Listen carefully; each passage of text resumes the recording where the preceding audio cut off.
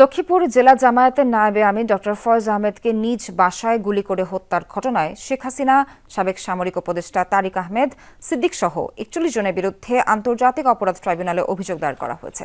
Shea butter ও vitamin E সমৃদ্ধ lily glam beauty soap. Lily, always beautiful. বৃহস্পতিবার ফয়েজ আহমেদের ছেলে ডক্টর হাসানুল বান্না চিফ প্রসিকিউটর কার্যালয়ে এই অভিযোগ দাখিল করেন। আসামিদের বিরুদ্ধে মানবতা বিরোধী অপরাধের অভিযোগ আনা হয়েছে। ২০১৩ সালের ২৩ ডিসেম্বর লক্ষ্মীপুর জেলা জামায়াতের নায়েবে আমির ডক্টর ফয়েজ আহমেদকে নিজ বাসায় গুলি করে হত্যা করে র্যাব। হত্যার পর তাকে বাসার ছাদ থেকে নিচে ফেলে দেওয়া হয়। গভীর রাতে শহরের উত্তর তেমুহনী এলাকায় ঘটনা ঘটে। এই হত্যাকাণ্ডের মূল নায়ক নারায়ণগঞ্জের ৭ খুনের মূল পরিকল্পনাকারী র্যাব কর্মকর্তা তারেক সাইদ বলে অভিযোগ করা হয়। তাকেও আসামি করা হয়েছে। তদন্ত সাপেক্ষে এই ঘটনাটির সুষ্ঠু বিচারের প্রত্যাশা ভুক্তভোগীর পরিবারের।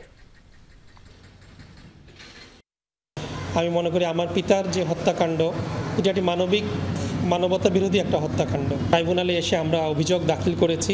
অভিযোগ দাখিল করার মাধ্যমে আমরা আশা করি এই অভিযোগের পক্ষে আমরা অনেকগুলো তৎকালীন মিডিয়া, আপনাদের মিডিয়াতেই যে পরিমাণ কাভারেজ আছে সেই কাভারেজ সহ ডকুমেন্টগুলো নিয়ে আমরা তৎকালীন প্রধানমন্ত্রী শেখ হাসিনাকে প্রধান আসামি করে ৪০ জনকে আমরা আসামি করেছি এবং তথ্য উপাত্তগুলো আমরা জমা দিয়েছি ট্রাইব্যুনালে।